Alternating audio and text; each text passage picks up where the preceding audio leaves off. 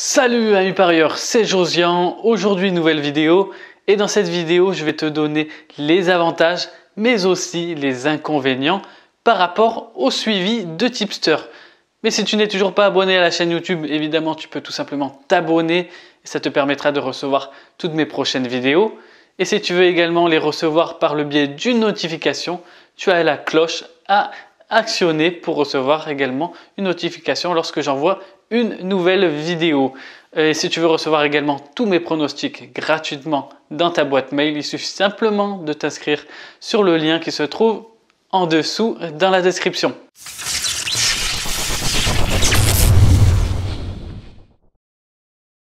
Donc peut-être qu'il y en a qui ne connaissent pas ce qu'est un tipster. Donc je vais te donner la définition d'un tipster. Donc un tipster, c'est un pronostiqueur, c'est un parieur qui va faire ses analyses, qui va envoyer ses pronostics alors de façon payante ou même de façon gratuite. Tout le monde peut être tipster s'il le souhaite. Donc voilà, ça c'est la définition d'un tipster. Maintenant, je vais te donner les avantages et les inconvénients et on va commencer par les inconvénients. Le premier inconvénient, c'est tout simplement de trouver des tipsters fiables. Alors, tu as différentes plateformes qui vont te permettre de trouver des tipsters. Et je sais que voilà, il y a beaucoup de tipsters qui vont durer 1 an, 2 ans. Puis la 3e année, ils vont disparaître. Puis la 4e année, ils vont disparaître. Puis ils reviennent sous un autre nom. Donc voilà, c'est assez compliqué pour suivre des tipsters fiables. Il existe des plateformes où tu peux carrément fausser ton bilan. Donc c'est vrai que ça, c'est pas top. Et je sais qu'il y en a beaucoup qui le font et malheureusement, ce n'est pas très honnête. Et malheureusement, ceux qui faussent leur bilan, ceux qui truquent tout simplement, à un moment donné, ça va se voir et ils vont tout simplement disparaître du jour au lendemain. Donc, le premier inconvénient majeur du suivi tipster, c'est tout simplement de trouver des tipsters fiables sur le long terme. Et je sais que voilà, il y en a beaucoup des tipsters. D'ailleurs, n'importe qui peut se dire tipster en faisant une page sur Facebook, en faisant tout simplement un compte sur Snapchat et en s'appelant Xprono. Il y a beaucoup de jeunes qui ont 15 ans qui vont faire ça pour gagner de l'argent à côté. C'est compliqué et ça discrédite complètement les paris sportifs quand on voit des tipsters qui ont 15 ans, des tipsters qui vont faire tout et n'importe quoi.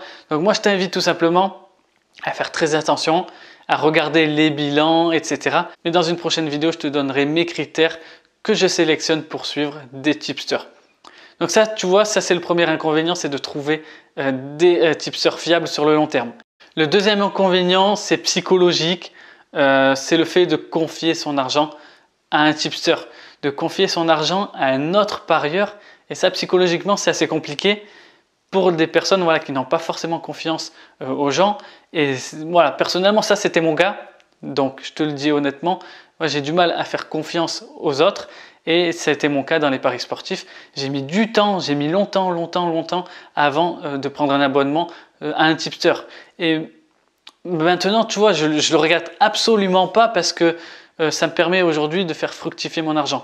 Mais voilà, psychologiquement, confier son argent, c'est compliqué.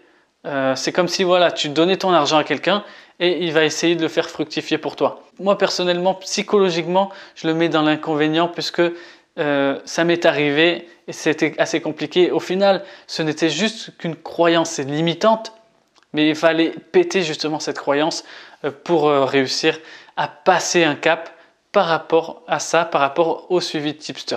Maintenant, il y a un troisième inconvénient par rapport au suivi de tipster, c'est tout simplement le fait d'avoir le même bilan. C'est pratiquement impossible d'avoir le même bilan qu'un tipster. Et donc du coup, il y a plusieurs raisons à cela. La première raison, c'est que peut-être tu ne paries pas sur les mêmes bookmakers. Maintenant, si un tipster a beaucoup de personnes qui le suivent, ses pronostics auront peut-être tendance à avoir une chute de cote.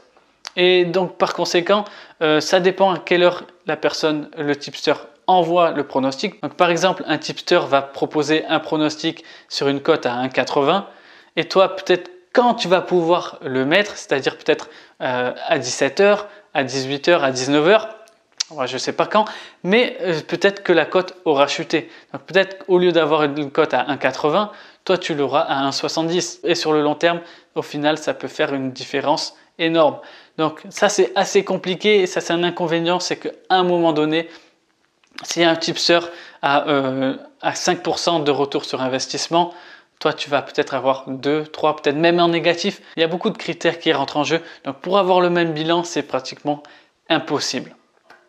Donc maintenant, on va passer aux avantages parce que moi j'en ai repéré 2. Donc le premier avantage, c'est que tout simplement, tu n'as pas besoin de connaissances pour suivre des tipsters. Tu n'as pas besoin de connaissances dans un sport précis.